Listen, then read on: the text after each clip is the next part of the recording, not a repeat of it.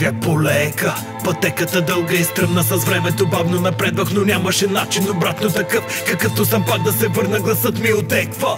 Понякога хищник съм, друг път бягаща жертва, отнетата вече единствена сигурност караме да не мисля за след това. И белези много азпази от спомени, които преглъщах, но доста заседнаха, катерих нагоре, но паднах във бездната, там ме оставяха и то с лекота. Сили събирах, набирах се бавно по острите камъни, брашни боли, ръцете раздираха раните, те не зарастват, особено щом ги солиш. Тогава започнах да чувам от някъде в нищото някакъв глас и бутах нагоре, но дали си струва, не можех дори да помисля, че прав съм.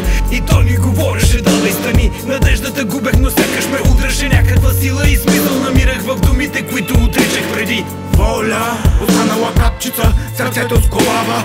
Не моля за помощ, играта не свършва, започва друга забава. Говоря за силата, която теб и мен се вселява. Опора е жаждата за живот, само това ми остава. Воля, останала капчица, сърцето сковава. Не моля за помощ, играта не свършва, започва друга забава. Говоря за силата, която теб и мен се вселява. Опора е жаждата за живот, само това ми остава. Как да бъдеш стабилен, когато навънка е паднал мрак? Страхът е безсилост, силен, остава без дъх всеки зверак, но пак не губиме смелост и видимо даже готови за бой. Дай знак и може да видиш нормален човек да става герой без брой. За хиляди примери отдавна потънали в прах, не стой, а грабвай живота в ръцете си без страх. Шекуй, ако не ти, не се бой, а гордо върви. Светът е прекрасен, виж отстрани. Една врата се затваря, отварят се три.